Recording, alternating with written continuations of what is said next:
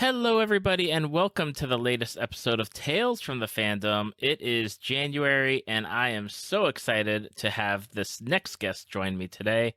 Her name is Amber, and Amber is joining me from the Twitterverse, as we call it, and happened to find the podcast and said, "Hey, I want to be on it. Let me on." And I said, "Okay," like bend my arm because it's always nice to have the guests come to me. So Amber, welcome to the podcast.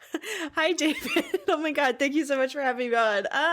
It wasn't like that. It was a little bit less aggressive, but just slightly. It's a very nice email to find in my inbox. I don't get hate mail. I don't get like normal mail. It's always just the random like emails or like the emails that say like, "Hey, your podcast subscription is coming up. Pay us money again." It's like, okay, but having people email me to say, "I'd love to be a guest. I love what you do," and it's like, heck yeah, come on. Well, thank you. I'm glad you were open to random solicitations because this is literally something I've been looking forward to for a while. So, hooray! Hey, there's a project that I could do, random solicitations. There's a podcast in and of itself. Absolutely. Just move over, Kit Boga. Let's go. We got a lot of fandoms that you are into, and there's the first one we're going to start off with. I think I've only talked about once. It's not a show that I've watched, but I've heard many good things about it, and that is Danny Phantom. Yes. Oh, yes. My first fandom was the Phantom fandom, or the PHANDOM fandom. So, oh man, yeah. No, that I literally was like 12 years old, and that was the first time I had ever joined any like semblance of a fandom before you even really knew what fandom was. Mm-hmm. Amber, say that word one more time. But yeah, that just, every time I think of the show, I'm just like, I just beam with those memories. Oh God, yeah, it's excellent. Oh, okay, sorry. It is okay. Listen, we this is a safe place to say, to gush and giggle and everything about what you love, because I know, like, if you get me going on certain things, it'll be nonstop. So go on with yourself. Excellent. Well, I will make it my goal to have you go on at least one thing. But Danny Phantom, yeah, that's the impetus of it all. That was like the first time that I was like unabashedly a part, like, oh my gosh, how do I even phrase this? I guess up until that point, my mom didn't really like me to consume media that was like quote unquote for boys, and Danny Phantom was like the first thing that my mom was okay with me watching that was like, again, quote unquote for boys, and that show like sucked me in from the very first moment of the first scene of the first episode, Mystery Meat, is literally Jack Fenton like walking Danny and his friends Sam and Tucker through like the Fenton Works lab and explaining what everything does and what ghost hunting is and this and that and the third, and like Jack is just prattling on. Meanwhile, like two random ghosts like pop up out of nowhere, and Danny like off screen turns into Phantom and like fights them, and like literally the fact that I am here nearly 20 years later able to go beat by beat exactly what happened in that first scene in the first episode is like a testament to how many times I've watched that show throughout the last like 18 years, and like oh my god, shit, I mean darn, I think I need to like hop on my Paramount Plus subscription and rewatch Danny Phantom again. Oh my goodness. You know what? Yeah, you know what? I got one more week until my new job starts on the 13th. So oh man. Oh wait, hold on. To timestamp this was recorded on Sunday, December 5th. Yes. We are recording in the past. You're listening in the future. Ooh. Now, Not ghosts related. Now, what was it about Danny Phantom that as a 12-year-old was it that caught your attention? Oh my god. I think it was just so, not only was it different than like anything that was on Nickelodeon at that time, it was made by Butch Hartman, and Butch Hartman is the same guy that made Fairly Odd Parents, and two other really, really shitty cartoons that we won't name because they're just bad, and a really, really failed, really, really failed. Listen, I could go on about how much Butch Hartman sucks, but Danny Phantom like hit this weird like spot in my brain that was like, it was like weirdly progressive for like a kids show, and showed, everyone in their abilities to be the hero for the day, even though like Danny at the end of the day was still like the main hero, and but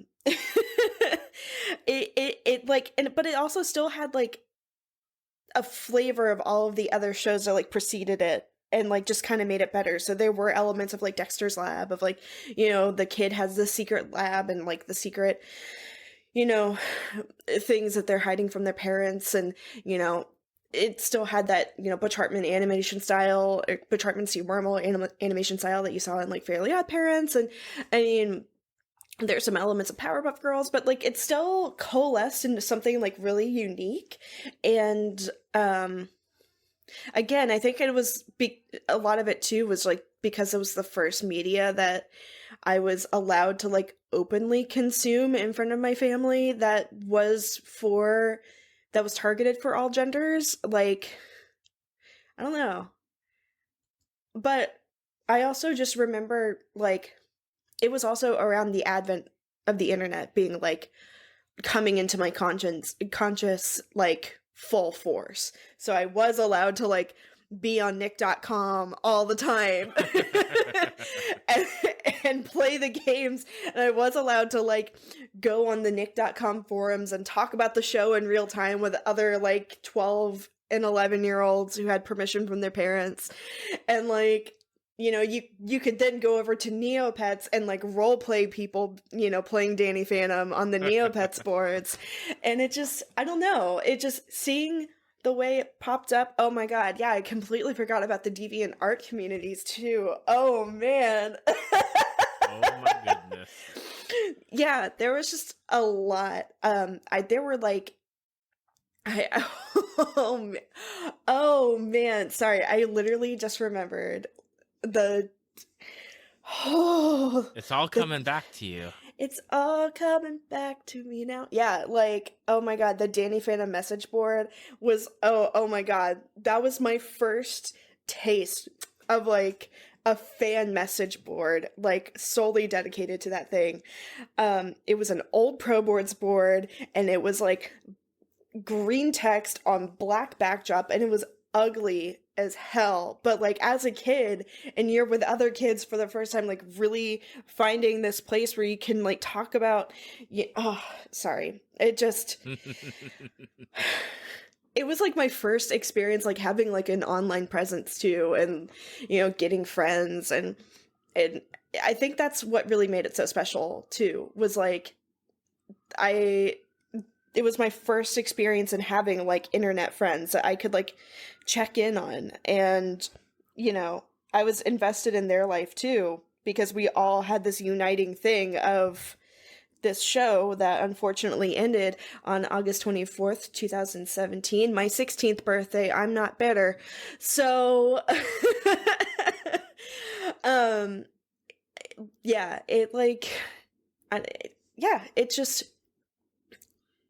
yeah, like reflecting back in this flurry of anxiety and, childishness, like it really was my first taste of like finding an internet home, and like seeing other people who were unequivocally obsessed with this, show that wasn't even like Nickelodeon's flagship show.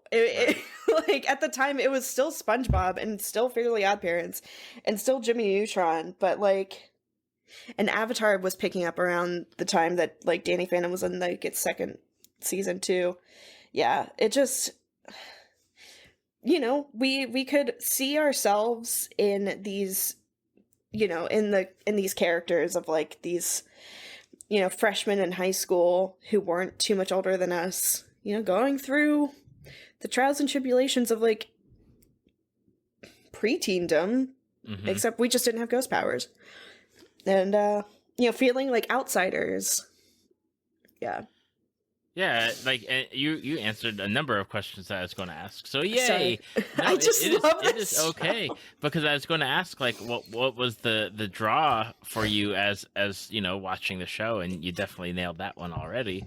I do have a question though, and I'm just curious about the media consumption direction from, I guess, like your parents of like this is the first show that you could watch that is like for everyone, but I think you had said like more gender specific, like you weren't supposed to be watching certain shows.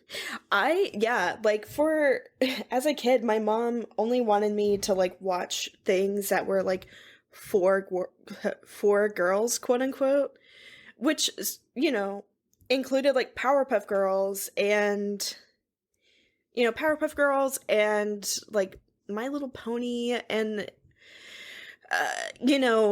oh my god, I'm just trying to think of what else. Like, she was fine with me watching Sailor Moon and, and Cardcaptor Sakura and all that. And I'm just like, in reflecting, I'm wondering if she just like didn't care about I don't think she knew like really how violent some of these like quote unquote for girls shows could be. Right. She was just concerned that like if I were watching shows quote unquote for boys that like I'd be consuming all this violence.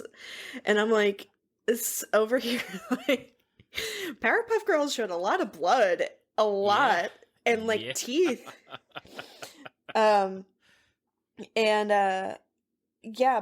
And I just remember one time, like, I was watching Digimon, and I technically wasn't supposed to, but I mean, come on, how can you listen to the Digimon theme song and not want to?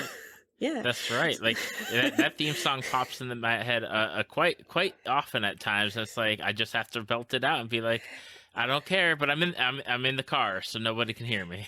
Change into digital yeah, like come on, you can't not get hype. But yeah, like so once I was watching it and she like came into the room while I was watching it, and I guess I had it up too loud, and she heard that it wasn't like Powerpuff Girls or whatever, and she was like, I told you you shouldn't be watching the show is too bad for you, it's too violent, it's too boys, I want you to be like, and I think there was also some like weird conservative gender stuff going on too, but gotcha. Here we are. Now with Danny Phantom, I have to ask, because I typically ask for like all the fandoms that we generally touch on, but is Danny like your favorite character, or do you lean towards someone else? No, actually, it's so funny. My favorite character isn't even Danny. It's not even like any of like the main cast. It's Valerie Gray, who's like one of the antagonists, but also, she was that trope that like she's the antagonist, in her secret life, but in her front facing public life, she's actually Danny's love interest. And with the added twist that Danny knows her secret identity and Valerie doesn't know Danny's secret identity. And so there's like this weird like will they or won't they, but like she also has this really interesting character arc where like she starts the show like literally as a background character, or with just like a couple lines here and there, but like a couple lines here and there, and then she was like one of those like snooty rich girls that like was only there to like make a nasty comment.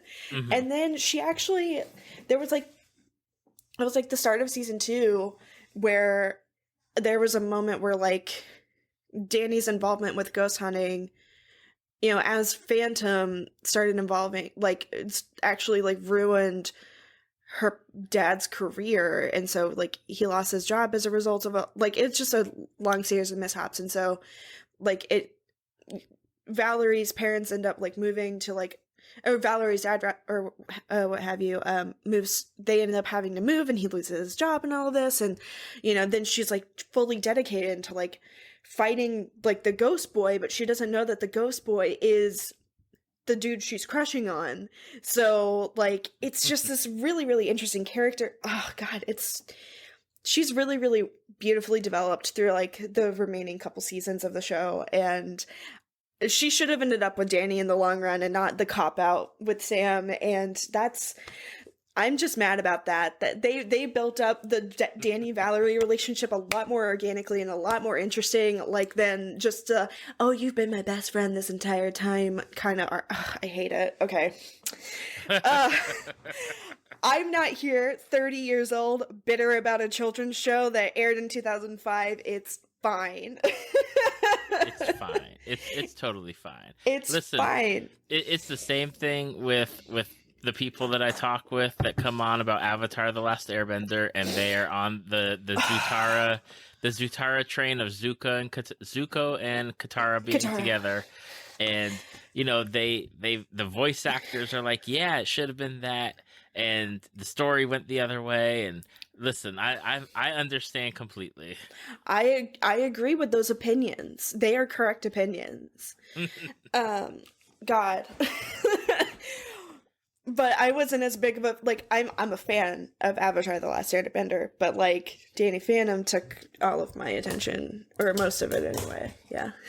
Well, Danny Phantom was totally about a year ahead of Avatar, so you already got it got it in you already. It's like, I gotcha.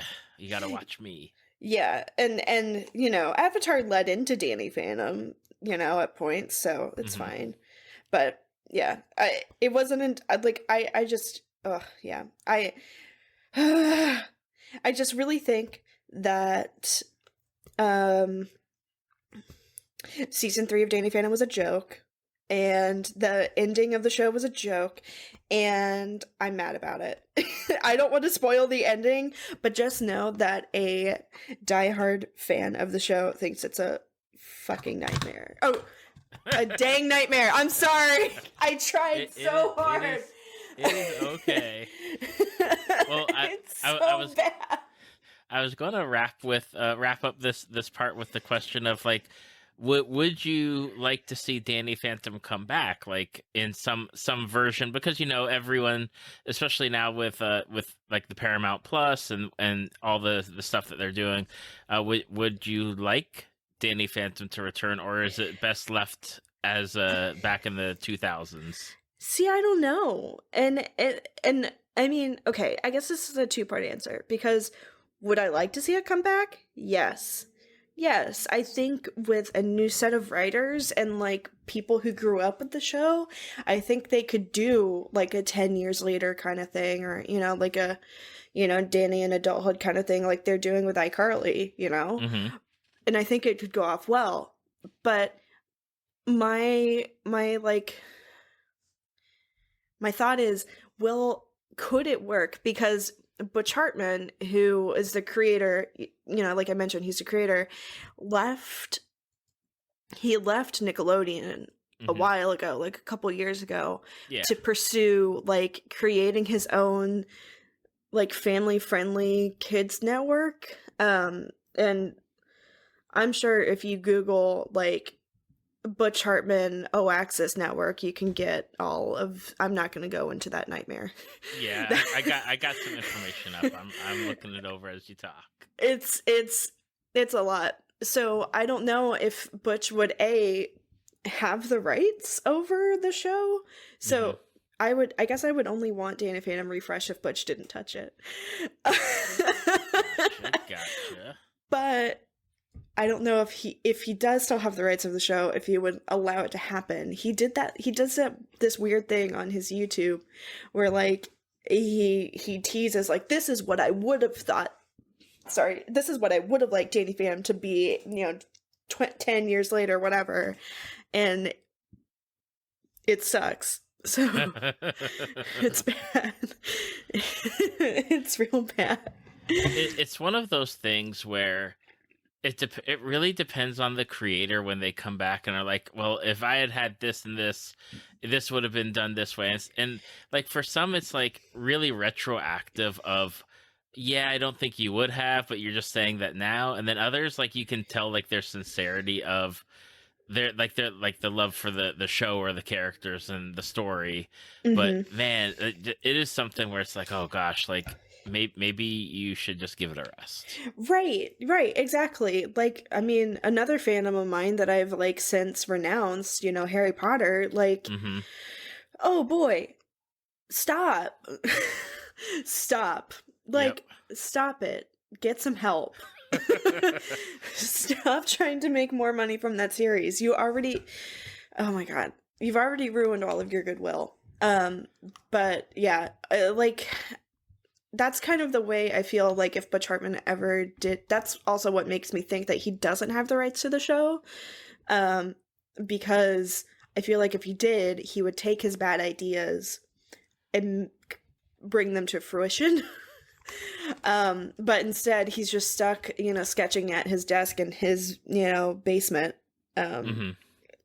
to a camera on YouTube. And like, yeah, he makes more money than me. That's fine. But I can still, you know, he's still a public figure and thus open to criticism. Moving from Danny Phantom to something totally, I don't even know like what universe this even connects to Danny Phantom, because it doesn't. It's like its It total doesn't. own separate island of stuff. You had mentioned, and we talked about it before we started recording, that you had gotten into the mid 2000s competition reality shows that primarily were like on VH1 ish Yeah. adjacent, give or take. So I guess my first question is why, and my second question is how, and again why. Okay. All right. So again, it's all revisiting because I remember watching like Flavor of Love and Rock of Love and like The Surreal Life and I Love the I Love the 80s or whatever series like live on VH1 when they were happening. Mm-hmm. But only the like competition like dating style shows are available on streaming. I mean, you can still find other things like if you know where to find them on YouTube, but like it's stuff like the insert noun of love here Yep. shows, and then also like anything that was on Food Network or like America's Next Top Model. I mean, I like that was once I kind of broke the seal, so to speak, on like being able to consume whatever media I wanted. I was like, okay, great. I'm just gonna watch all of the trash. So once I hit around like 15, 16, that's like when oh god, yeah, VH1 would have those, all day marathons of America's Next Top Model. Yep. And and that would be followed up by the newest episode of Flavor of Love, and then like oh my god, and like I think that was around the time like Iron Chef America was just getting started on Food Mm-hmm. Network, and like all of the it's at this point it's all just like I I was at that point in time like I was actually going through like really intensive like coursework in high school. Like I um I was, I had like a ton of AP classes, and then my high school required us to take like 2 years of one foreign language and 4 years of another. And I had like choir, and like I had basically I came home from school every day with like a ton of homework, and so like I couldn't have I found early on that like I couldn't play anything that like had like an actual plot line or whatever to Yep. follow. Yep. And but if my parents didn't like the music I liked to listen to. So, I instead of just blaring Chiodos and Taking Back Sunday while I worked on my homework, I just like threw on whatever was on VH1. Just also happened to be really entertaining. But like there's even though the storytelling isn't like as robust or you know, everyone's essentially a villain. Everyone sucks. It's all trashy and like really exploitative. But like it's still entertaining and it still scratches that itch of like, you need noise. Yes. So Yeah, there was like, because I remember the only one of those that I kind of like watched at like during that time period was Rock of Love, just because like I knew who Bret Michaels was. I was like, okay, and I thought he was married, but I don't like, it's very like in flux. Even going back and like thinking about it, it's like, I don't know, was he married? Was he just with somebody and he got lots of money and he got to kiss people? I don't know. It's very weird. he's actually never been married. Oh my gosh! I thought he had like a long term. Maybe just he had like a long term girlfriend or something. Yeah, he's had long-term girlfriends, but like he's never been he had like this one girlfriend that's like the mom of his kids, but they were dating like on and off throughout the 2000s and like early 2010s. Okay. And so basically oh my god, it's so stupid. It's so stupid that I know this. But basically like whenever god, this is so stupid. Basically they were filming seasons of Rock of Love like whenever he was fighting with his like partner. Okay. He was like, okay, you know what? We're fighting? Great. Well, guess what? I got VH1 on speed dial. Let's make this show. Like, I hate that's what it boiled down to. And again, it was really exploitative. And I did make a PowerPoint presentation once, though, on why you should watch Rock of Love for one of those like PowerPoint parties. Wait. What's a PowerPoint party? Because apparently I like that maybe is beyond like my generation of not knowing this. So basically I stole this idea from like a BuzzFeed article a while ago, and I'm sure and I know other people have, but basically you tell people to like make a PowerPoint on some random thing in their realm of interest and pitch it like present your PowerPoint to everybody at the party to see if, piques their interest or whatever. So like I have a Discord server where we try to do a PowerPoint party like once a quarter, like once every 3 months or so. Mm-hmm. And so the last time I was actually able to present, I presented on, oh god, what did I title this presentation? Hold on. It's still in my Canva. It's like, oh, I also did a Danny Phantom presentation too. Because of course I did. Oh yeah, it's called Let Me Be Your Rock of Love. Why VH1's Rockin' Romance is an underrated classic. Oh my gosh. I have never heard of PowerPoint parties. It's actually really fascinating. I've learned a lot about Commander Riker and Jonathan Frakes. Okay. Good topic. I applaud that person. That was my husband. Yeah. I knew I came out of that not realizing how much of a Frakes fanboy my husband was. Somebody else did this is just like my kindred spirit, but like somebody else did a presentation just on dating shows of like the late 2010s. Mm-hmm. So yeah, they're great. Have like a Tales of the Fandom like alumni Zoom hangout and have everyone present on their fandom to alumni of the podcast. I'll have to take that under consideration. So reality, back to reality shows, like of your mid 2000 Oh, shows, like which ones were you like more drawn to, or the ones that you'd be like, you know what, they're trash, but I love them. Like, which ones are yours? oh God, it's absolutely like the ones I return to most often are, oh God, it's America's Next Top Model. I go to all the time. I mean, that show had 17 great seasons of nothing but garbage. And then, but like good garbage that you want to like, you just, again, it's stuff that's entertaining, that's on in the background, and you can look up every once in a while and be like, oh man, yeah, that photo sucked. And then, pretend like you know what you're talking about, but you don't.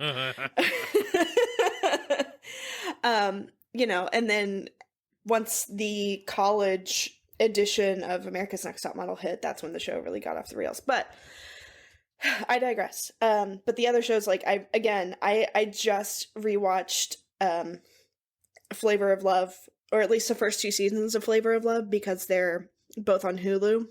Mm-hmm. And like by the end of season 2 of Flavor of Love, you just really feel bad for like Tiffany Pollard, who we all colloquially know as New York. Okay. Because like she got dumped by Flavor Flav twice, and because he didn't. I'm so mad. I'm so mad for her. But ultimately, I don't think. I mean, like they wouldn't have worked because, like, honestly, she's better not being with Flavor Flav. But like, like he only wanted her around because. Oh God, I know you said you wanted to keep this PG-13, so I'm just gonna say like.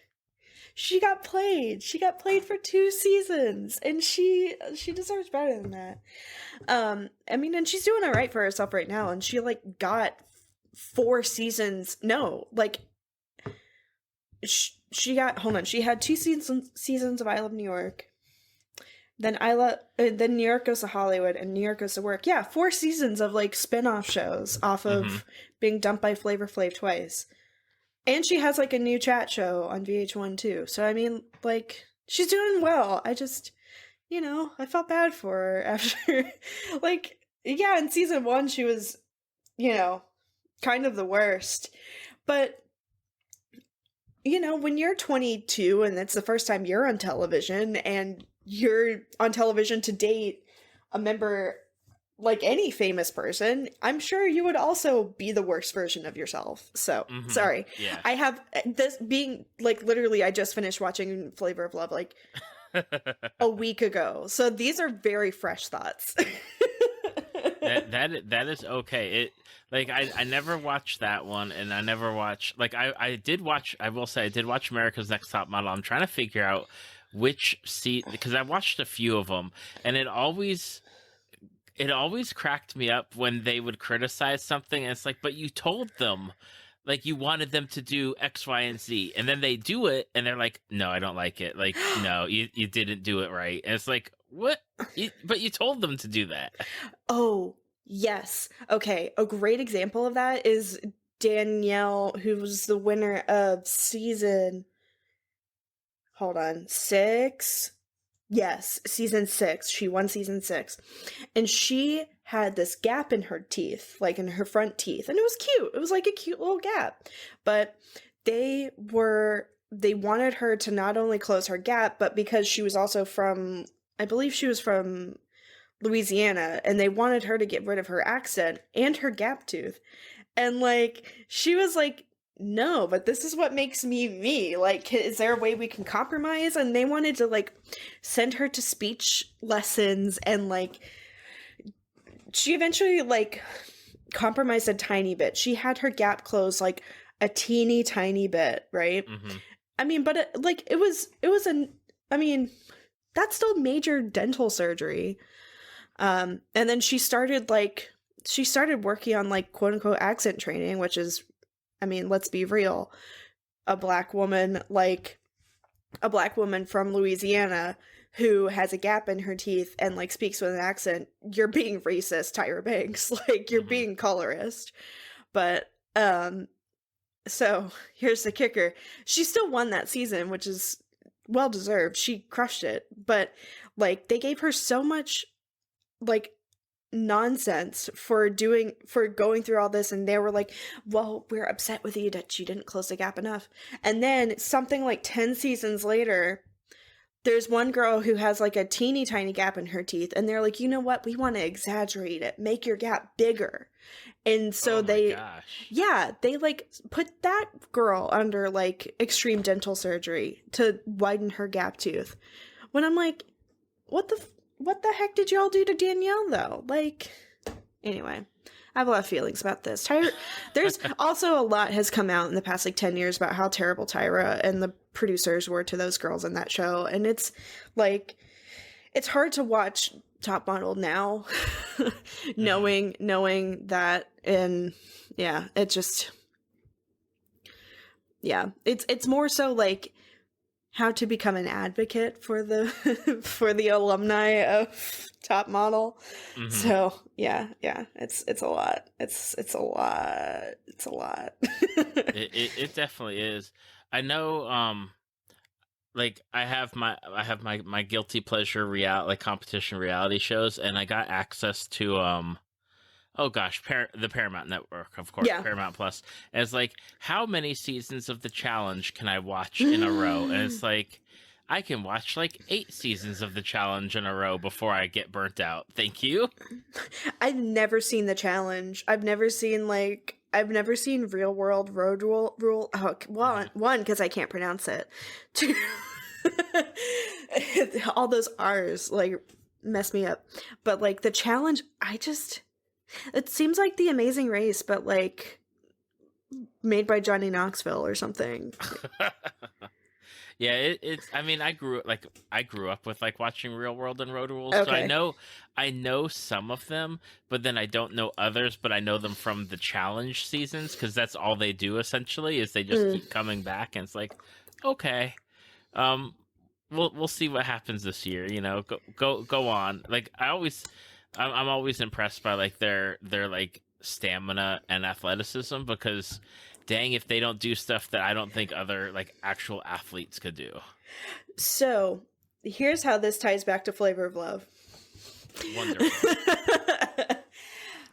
So there's like this extended Flavor Flav cinematic universe that spawned around VH1. Like, and I promise I'm going to get to the challenge. So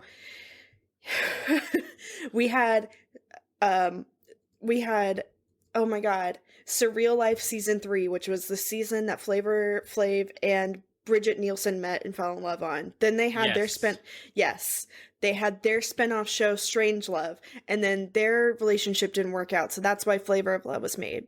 There was 3 seasons of Flavor of Love. There was a spinoff of Flavor of Love for New York called I Love New York, and then there was a spinoff of I Love New York called Frank the Entertainer in His Mom's Basement or whatever like that. But basically it was like a guy that got rejected early on in I Love New York, and he lived in his mom's basement, and they made a dating show off of that. And then follow me here. And then there's Rock of Love, and then the spinoff from that is Daisy of Love. Oh, and then there was another spinoff of I Love New York, called Real Chance of Love, because that was 2 brothers that were on season 1 of I Love New York.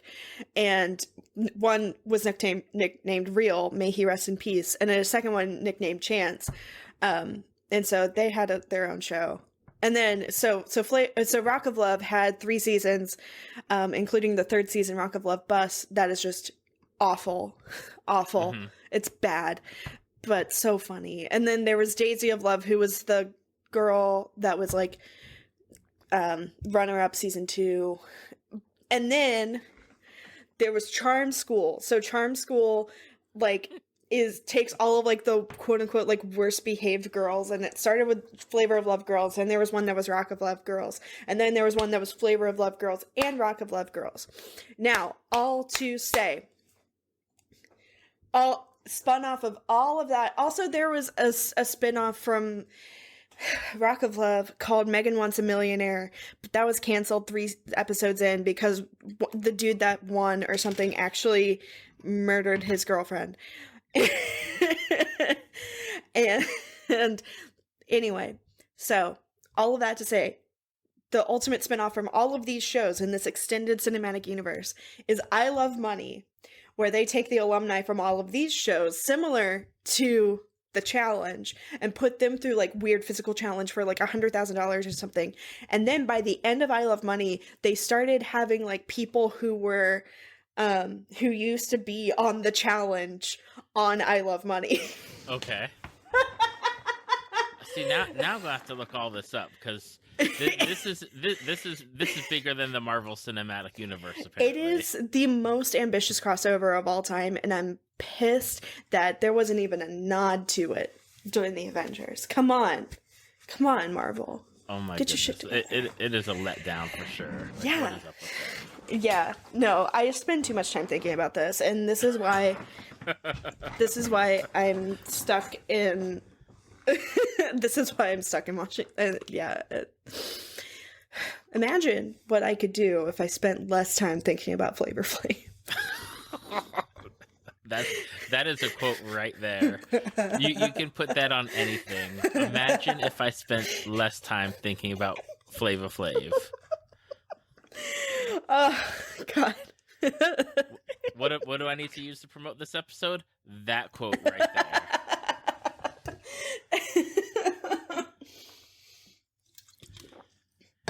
Okay, so mid-2000s reality shows. Check. In the past. Check. Now we move on to and we're smushing things together, but it all falls into the same vein here, which is young adult literature, and you specifically mentioned the surge of fantasy romance and paranormal romance, aka the Twilight Saga, and others, I'm sure. Oh, there were many others. But I specifically remember, like, right as Twilight was kicking off, I was like, the way I was introduced to Twilight. Oh my God. I was at, like, sleeping over at my best friend's house, and she always, like, slept so much later than me, and so I I would just like pick a book off of her shelves and start reading. And so I just remember one time I picked up she had this book called like Vampire Beach or whatever, and it was so stupid. And I just sat there reading it until she woke up, looked and saw that I was reading Vampire Beach, and she goes, "Why are you reading that? Read something better. Twilight's on the other shelf." And I was like, huh? And so I picked up Twilight and started. Yeah, I picked up Twilight and I read like a couple chapters, and I didn't get it, until I didn't get it. Like, I read a couple chapters until she woke up, and I was just like, all right, well, I don't see what the big deal is on this book. And then like I gave it a try, like another try. I bought like my own copy like a month later or so, and I ended up devouring Twilight. I took it to school with me, like, to just read in between classes or whatever, like, whenever we had free time. Mm-hmm. And I read the entirety of, like, I started reading Twilight on the bus to school that morning at like 7. I had Twilight finished that night by like 6 o'clock. You can't see me, but I'm nodding over here, and I'm waiting to keep hearing the story. Yeah, I had Twilight finished by 6 o'clock, and so then I was like, "Dang, I guess I need to go get the next book." And so I drove myself. I drove myself to Walmart like 6:30 in the middle of the week, and like went to their book section and bought New Moon, which was the next book in the series.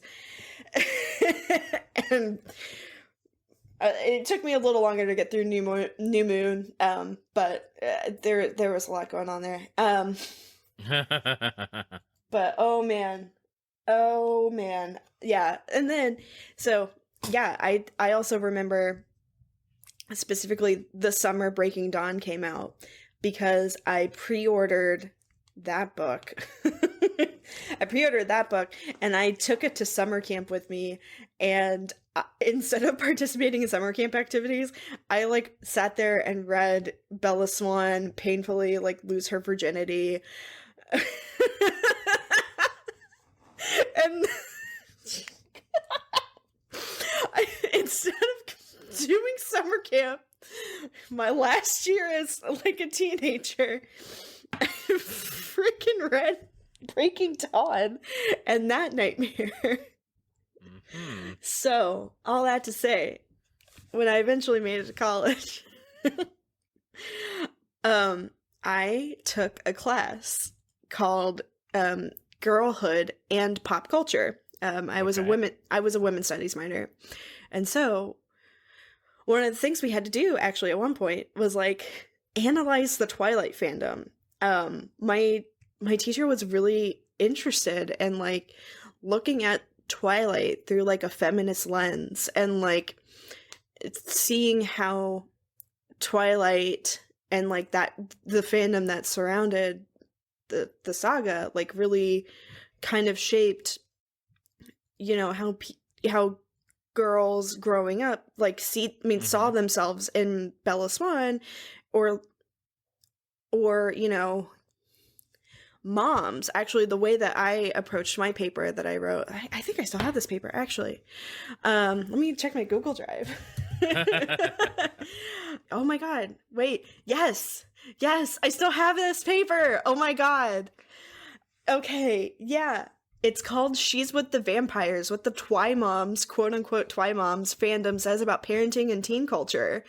Oh my god, I can't believe that I wrote 7 pages. Wow. Specifically, well, okay, it's like, you know, it's a junior year paper. But like, yeah, like, yeah, just I was tasked with like going to like places where like quote unquote Twi Moms gathered on the internet and like express their fandom. And yeah, I think it's, you know, really interesting how they, you know, Bella Swan was designed to be like that self-insert character that anybody could really like slip themselves into and really feel connected to. But like it was really interesting, at least in that paper, like seeing the way like these parents were expressing that they were like really upset with like, hold on, what's one? Okay, yeah, there's one quote that was like, there was this man, there are other threads that seem to tie directly into parenting and motherhood. One particular thread goes on about whether or not Bella can be seen as a good or bad role model for young girls reading the books. The creator of the thread said, there was this man that says he bought the books for his daughter and then read them with her. He was upset, stating that Bella is a weak character because she always sees herself less beautiful than Edward, less intelligent and clumsier than anyone else. And she would run after Edward even if he doesn't want her. Like, yeah, sorry, I'm reading this. It's okay. For the first time. In literally 10 years. Yeah. But anyway, like, it's really interesting, like, in hindsight to see, like, what Twilight did to young adult fiction, like, in the years following. Because, like, up to that, like, we didn't have any big blockbusters since Harry Potter, you know? Right. And now, almost because of Twilight, we have, I hate to say it, I love to say it, like, we have this whole litany of, like, this resurgence of, you know, young adult fiction that, yeah, some of it is trash, and maybe this is the through line through all of my interests, is that they're trash, but, you know, some of it is trash, but there's also some, like, really, really good and, like, fascinating thought-provoking, like, young adult literature out there that wouldn't exist without Twilight, you know?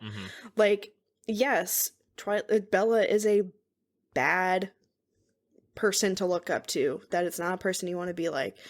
Edward Cullen, especially if you read Midnight Sun, which I did, and it's bad. It's at least 200 pages longer than it needs to be. But Edward Cullen is possibly the like one person that is more verbose than I am, but that's opinions for another day. But yeah, I mean, without Twilight, we wouldn't have, I mean, we probably wouldn't have Hunger Games, we wouldn't have Divergent, we wouldn't have, you know, we would have the Vampire Diaries because that came out before Twilight. But like, I mean, I'm looking at books on my shelves now that like I can see like a direct line back to Twilight. I mean, Rainbow Roll, for instance, that's a direct line back to both Harry Potter and Twilight. Because like she wrote this book called Fangirl. Mm-hmm. And then Fangirl is about like a girl just, you know, like me, that was growing up in fandom, and she, you know, just happened to be like a popular fan fiction author and like was dealing with like being popular online while being like a nobody IRL.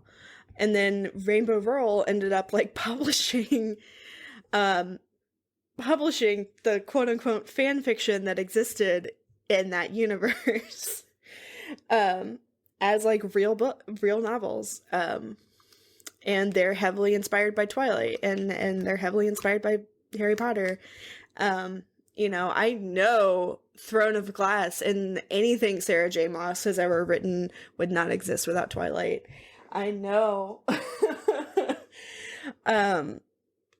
Yeah, I'm just like, yeah, it does. Stephenie Meyer kind of suck. Yeah, she's got some bad opinions. You know, she's got some bad opinions, but like, again, I think she really also made it. Oh God, I forgot that Twilight is the reason why we have 50 Shades of Grey. I wasn't going to say anything, but you know. I completely forgot. But no, I mean, like, yeah, she has some bad opinions, but also, like, because of her, a lot of young girls were able to say, I can write. I can do this. If she can, honestly, I know people that have said, you know what, if if Stephenie Meyer can get a book deal with that, I know I can. And like have started publishing their own, you know, yeah, a lot of it self-published, but like they did it in spite of her, you know? Right. But that you can still, again, tie that back to Twilight. And so, yeah, people can dunk on it for being bad because it is. But like also, but it is.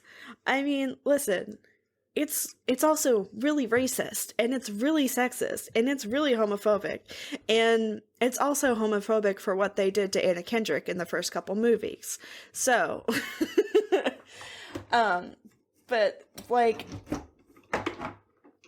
it just, but it's also really important because it was like the first time a lot of teen girls were allowed to like feel any amount of like sexuality that they could like quote unquote own on their own.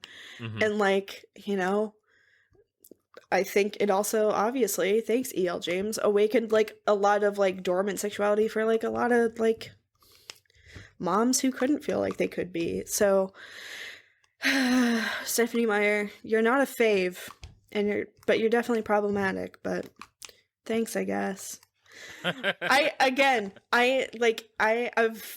Thank you for like letting me have this like moment to like say all the things that I've been like too afraid to say on Maine.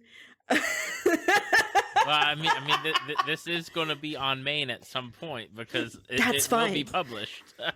That's fine. I'm ready for it.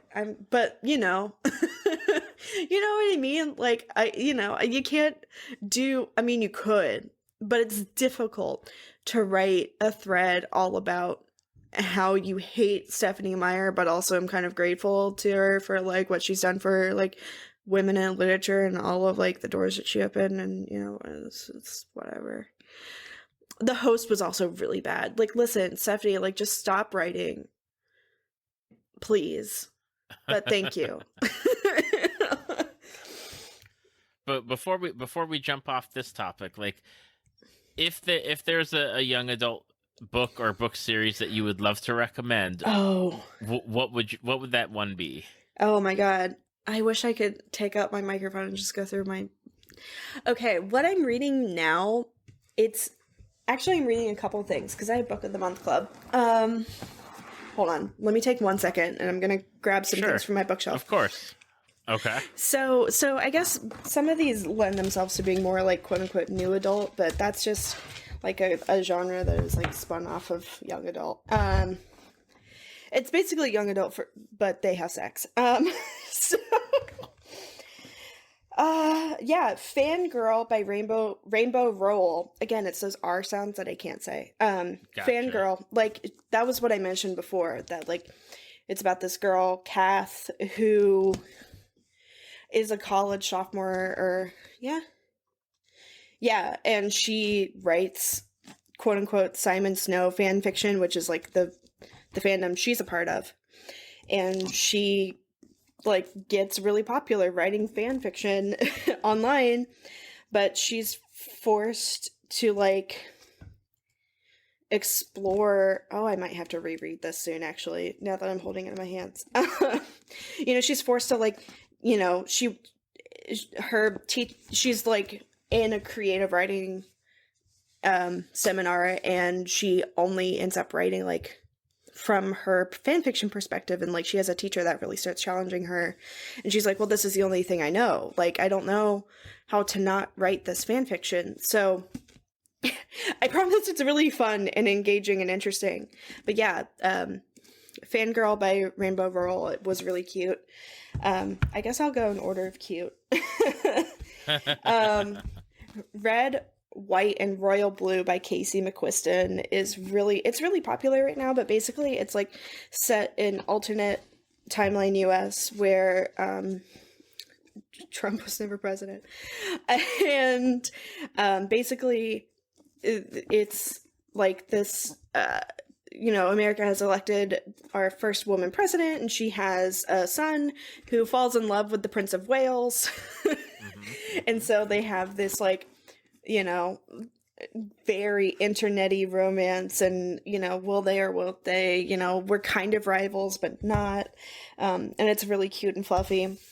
I'm also reading, again, this is more new adult, but I'm reading the final revival of Opal and Nev by Donnie Walton, and this is an Own Voices book, so it's written by a Black woman, and written in perspective of a Black woman, but it's basically about this woman. It's written by this woman from the perspective of this woman, Sunny, who is telling the story of her like parents meeting, who are the titular Opal and Nev, and like having their music career together, and she's like this up and coming like music journalist or whatever. It's actually really, really fascinating, and like the story is told through like the interview she's having like while she's writing this retrospective on her parents' careers. It's a really good read. And then for the most trash and the most like Twilight that I'm gonna recommend, it's A Court of Thorns and Roses by Sarah J. Maas. And it is a retelling of Beauty and the Beast, with fairies, and they do have a lot of sex.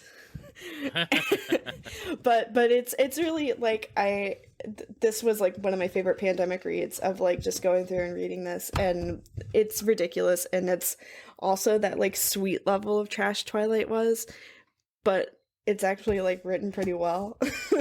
So yeah, I have a lot of book opinions.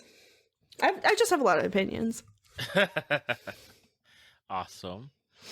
Now we're here to talk the last thing that we're going to talk about tonight, and it's actually how you found me, because I exist in a lot of like fandom areas on Twitter, but one of the ones that I kind of get drawn into or sucked into is my love for the tabletop role-playing games and communities, and that's how you stumbled across me, I believe, because you had mentioned Jackie, Death by Mage. Mm-hmm. Yep. Who was a guest last year. So how did you first get into tabletop role-playing games, and what was the draw for you? Yeah, absolutely. I first... God, this is so silly. I first got into tabletop role-playing games, not through D&D, surprisingly. or okay, there's this like weird D&D 3.5 hack that allows you to play Pokemon. Uh-huh. So that was my first tabletop game, was this Okay. like this version, like it's just this really, really rough revised version of 3.5 that just allows you to also have Pokemon. And yeah, I played in this like Pokemon campaign, like this grimdark setting where like we were we were oh my god, Team Rocket reviving Team Rocket, essentially. We're Team Rocket reviving Team Rocket to take over Selfco, who was threatening to like establish like this oligarchy, and Team Rocket was like the, you know, anarchist sect that was like, hey, nah, we're not about that. Power to the people, man. So and that table ended up falling apart for very specific reasons that I don't want to get into on a lighthearted podcast. But no worries. Yeah. But, you know, despite the travesty that happened at that table, like, it didn't turn me off from role playing. I just like I couldn't find folks to play with forever. And then a couple years ago, I was working at Geico, and the one other weirdo in the HR department saw me and was like, hey, you seem to be like a weird person that likes, you know, nerdy things. Do you want to be friends? And I was like, yeah, sure. And then it turns out that he also, you know, he played, you know, he ran D&D, and he, you know, he was putting together this like holiday one shot, and I was like, yeah, sure, we can you know, I haven't played D&D in forever. And so what started as, you know, what was pitched to us as just like a one night 6-hour one shot, you know, as you do, turned into 3 days and 18 hours. Wow. that we were just at this dude's house. We stayed at this dude's house overnight 2 days in a row. And it was just me, my now husband, and folks who are now my friends. Like, and none of us talk to the DM anymore. But yeah,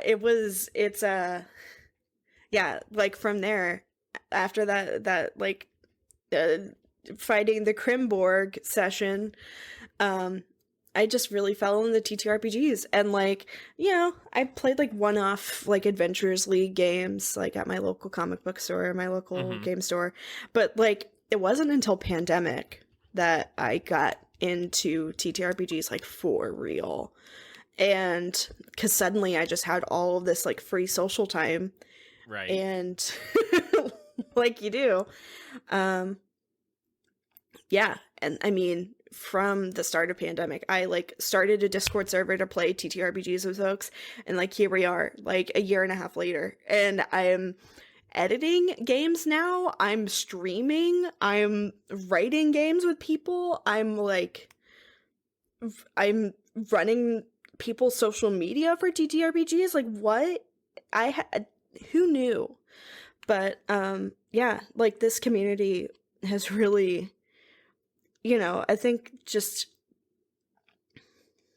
it really, joining the TTRPG community online, the more I think about it, it feels like that very first like spark of excitement I felt when I joined the Danny Phantom fandom like long ago. You know, where people, yeah, there's going to be some infighting. Yes, people are going to have bad takes. Yep. You know, people are going to be in bad faith, and you like, you know, you deal with those people and like either like deal with them internally in the community, or, you know, you just kind of slowly push them out until they leave, you know? But at the end of the day, we're all united by like one common love, and you know, you find your people, and you find the things that like really resonate with you, not only within the games, but like the people themselves. You know, some of the folks that I've shared tables with this you know, in this past year and a half, like, you know, have grown to be some of my closest friends. And it's amazing. Like, I would never have had this without, one, the internet and fandom, and two, without, you know, this like once a niche hobby, you know, bring us all together. And like, it feels good. It really does. It really does. Like, I genuinely care for these people, like, outside of the characters they play, and they care for me too, and it's really beautiful. Absolutely. And it's something where I like when I got on Twitter, because I joined Twitter years and years and years ago, and I was like, it's terrible, it's a cesspool of trash and whatever. Right. When I did it for the podcast, I was like, oh gosh, I got to do it for the podcast, whatever. I'll suck it up. But then finding these wonderful people in the tabletop community has been really wonderful. Like, do I agree with them all the time? No. Do I love to like see some of like the most creative and innovative people making like game, like how did I know back when I got into D&D and Star Wars and Vampire and stuff like that I would be able to like see all these people creating games or actual plays or podcasts and getting to just like live in these worlds that are just so fleshed out, and it just blows me away. Oh my god, I know. Like, my friend Lex, Titanomachy RPG, like, just made a whole SRD. Just made a whole system. Like, they made Caltrop Core, which is a system using only D4s. And which makes, for one, a really, really flexible system to create TTRPGs in, but two, I mean, sorry, did I say first? Anyway, listen, it's 11:30. Exactly. But also, you know, it allows for a lot more interesting choices in collaborative storytelling. And like, I mean, just seeing people start with D&D or Vampire or like Pathfinder or whatever, and like find what really makes them tick, and like what really they feel drawn to do within this space. It's just beautiful. Like, I love seeing people who are equally as passionate and creative and like intelligent really find their groove and like find true happiness in doing something that, like, you know, society has made us feel like weird satanic nerds for participating in. So gross. I have feelings. So now that you're into tabletop gaming and in the community, what kind of games are you drawn to? Like, do you have any preferences? Are you like a D&D person? Are you like something else? Are you fantasy, sci-fi? Like, where do you fall in the realm of role playing? Oh geez, I play a little bit of everything. There's very little I think I will say no to, except, well, even then, there are some horror games I'll play. Like, I'll play Call of Cthulhu, I'll play Delta Green. But like, I've played a lot. I think my favorites though are things that lend themselves to, like, again, a lot more of like the collaborative storytelling and like LARPing almost. Right. So Powered by the Apocalypse games are like some of my favorite games like ever. I mean, I can't tell you how much Monster of the Week I've played, how much I'm actually prepping for like a Monster Hearts stream now. I like Monster Hearts was the first game I ran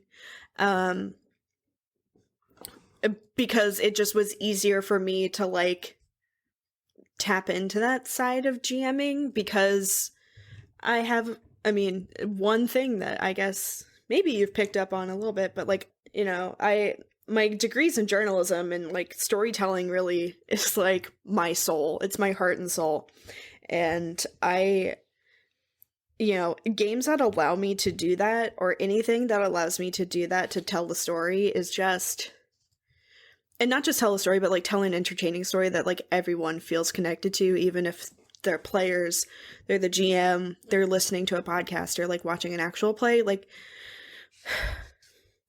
yeah, I mean, you know, there's a difference between, you know, your average, we're 5 friends around a table playing our D&D home game, and, you know, a game, not to bash those people, absolutely not.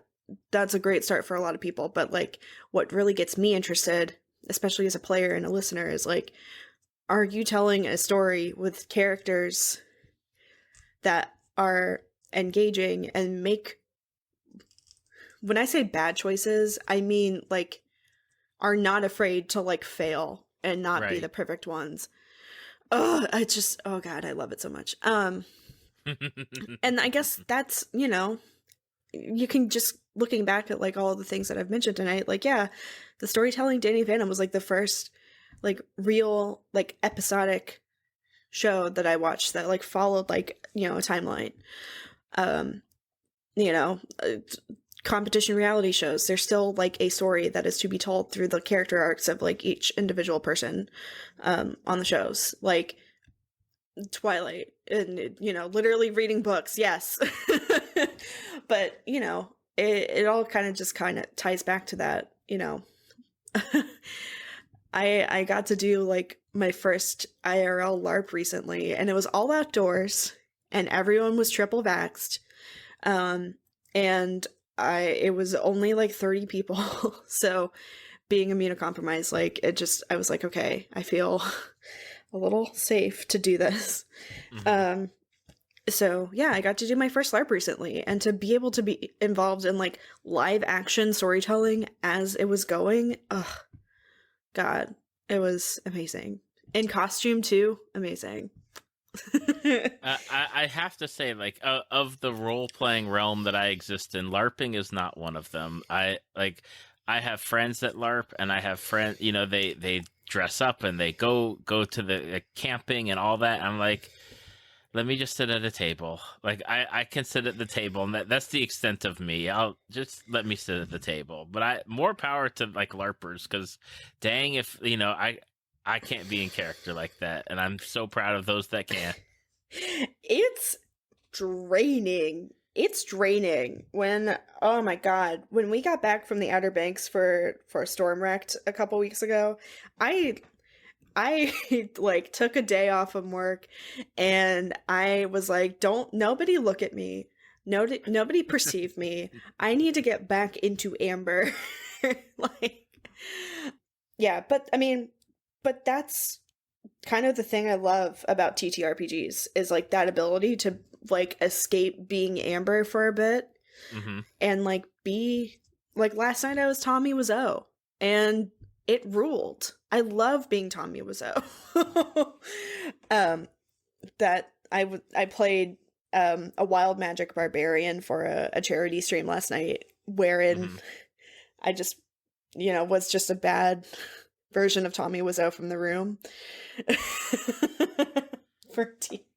It was great. Yeah, you can.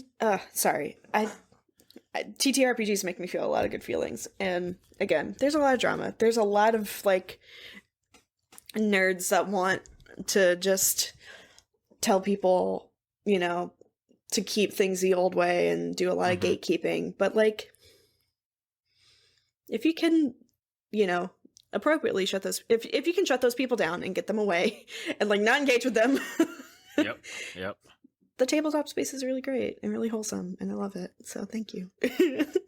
and not only are you like, you know, playing and LARPing, but like you're creating and testing and writing and all sorts, like you're all over the place. Again, imagine what I could do if I wasn't thinking about Flavor Flav. Oh my gosh, like how do you even exist without thinking? Like I don't know, like brain space. It's a lot of anxiety. I did also, oh God, I've been talking about this so much, but I did also like just quit my job like a month ago. So it's been extra TTRPG focused in the past like month. But that's gonna have to like take a slight back burner once I start like onboarding again for like my real people job. But Yeah, it just, you know, I find myself, you know, it really dealing with a lot of like my stress and anxiety and like, depressive episodes through just wanting to create and like do it however I can. And just the way that it's manifesting itself right now is through role playing or like Mm-hmm. testing games for people or editing their stuff so that like once they do publish their game, it's the best that it can be, like, or I've started this like TTRPG study hall on Tuesday nights on my Twitch, and like being able to like host a safe space where like people can come in as they are working on their projects actively and like collaborate with other creators who are in the same kind of like headspace as they are, like it feels it's rewarding. It really is. And like, they can ask me things while I'm working on my projects and I'll ask them things. And I've done like goofy little things like, okay, if you've completed a project tonight or you've completed like, you've prepped your D&D game tonight, let me know. And I'll like send you a Taco Bell gift card or something, Mm-hmm. like, but it's, yeah, it's been really, really nice and wonderful to like cultivate a space where people can like come in and feel comfortable in, an industry where like people who are not like cishet, like cishet white folks or whatever can like come in and just, yeah, Cishet white guys, yeah. yeah, like, yeah, it's really nice. Sorry, I'm just all in my feels now. No, Sorry. it's okay. And listen, for people that are listening, totally like cishet white guy, okay? Yeah. I initially played with cishet white guys, and it was nice to like break out of that and have diversity once I like learned about like, hey, I can play with other people than just like these people that are in my college group. Is like I got to play with more people and fun people, and guess what? It didn't ruin anything. So suck it up. Yeah, exactly. I mean, uh, like the what caused my first table to fall apart was essentially I was the only, well, yeah, I was the only woman like at the table, and fill in the blank, but like, Yeah. I mean, yeah, I don't want anybody to like come to my table or come to my spaces or whatever and feel like there is something about them. The only like gate that I'm keeping is like, are you a dick? If you're a dick, get away. But like if you're not a dick, all right, come on. I got a space for you. Exactly. Yeah. So, yeah. Uwu feels. Uwu feels. All right. Final question on the uwu feels for tabletop role playing Yeah. is, I know you're onboarding by the time the podcast episode comes out, you'll have already like started working and everything. Yeah. 2022. What is your goals, or what would you like to do in this TTRPG, like gaming wise or creating wise? I know obviously you don't know like what your time constraints are, but what's in your head? What you got? Like what would you love to be a part of and do? Oh my god. I mean, I already have like 2 LARPs I'm planning to be a part of, and I think those are going to be my only 2 LARPs, just because we don't know how Omicron's going to be. So that's one. Um, 2. Oh my god. I don't know why I'm so drawn to like somebody put me on a panel at PAX U, but I want to be on a panel at PAX U. It's like just talking about like just the like editing process and like, or even just like TTRPG marketing. Oh my god, that would be amazing. Just because I feel like there's just like a market there where people don't know how to like really talk about their games without being like weirdly pushy, and it's like really nuanced. So yeah, if yeah, what would really be amazing? Like, what would really be amazing is like, and this is not a year-long project, but like maybe the gears can start rolling on it. But like like an indie TTRPG like publishing collective where like people you know, just starting up my own little red hat, or sorry, starting up my own little evil hat. Red hat is an operating system. Um, starting up my own little evil hat or Green Ronin or whatever, but like exclusively for like smaller creators who like know that some of these other larger outfits don't want to tell their stories, you know? I think that would be so great to be a part of and get started for people. But yeah, that just, that's maybe like 2025, but we can start planning in 2022. Listen, you put it down and you work towards it. Like I put down my 2021 podcasting goals. Did I get all of them? No. Did I work towards some of them? Yes. And like those, you just take the steps that you can take when you can take them.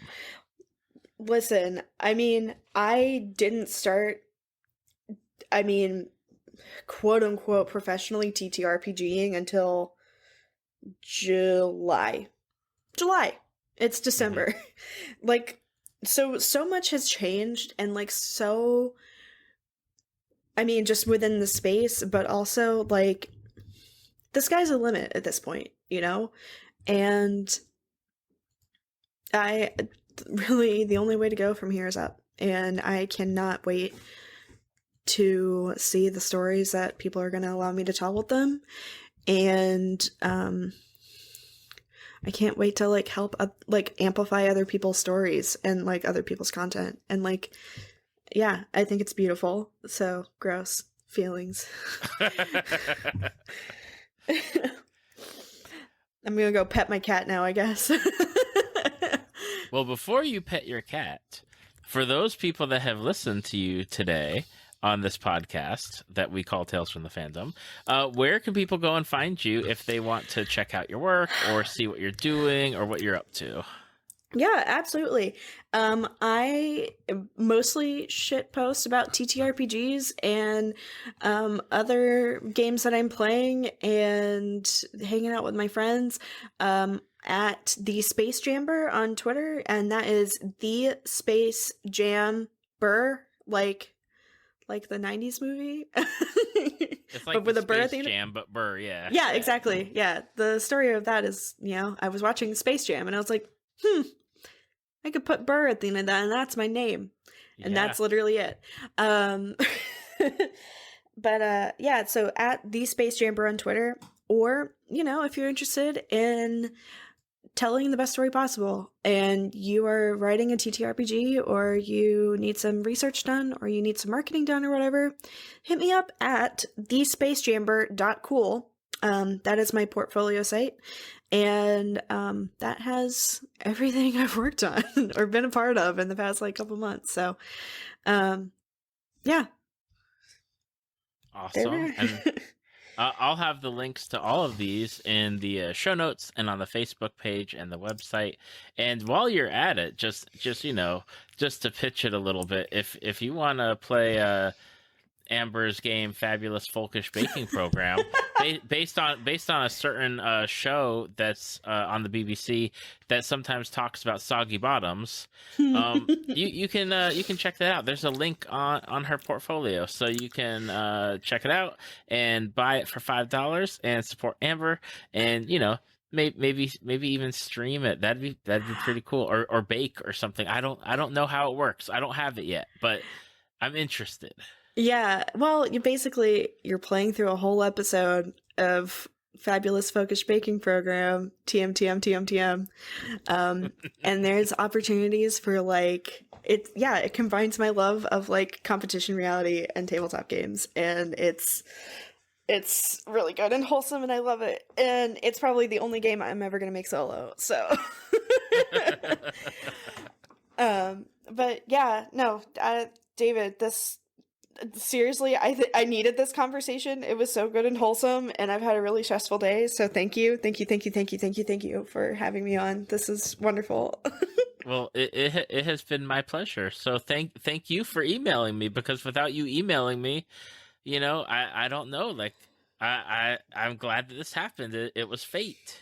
Anytime you need somebody to, listen, if you want me to go for a whole hour and all of my theories about Rock of Love, can do. I had to restrain myself. Oh God. But also, for real, Tales of the Fandom PowerPoint party gotta happen. I'll have to put it on my planning thing for 2022. Exactly. And see what I can do. Hell yeah. All right, but thanks again for having me. This is great. Thank you for listening to Tales from the Fandom. Subscribe to us on iTunes or your podcast app of choice.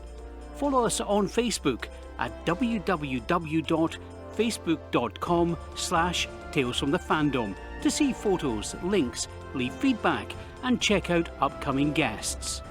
If you'd like to be a guest, email David at talesfromthefandom@gmail.com.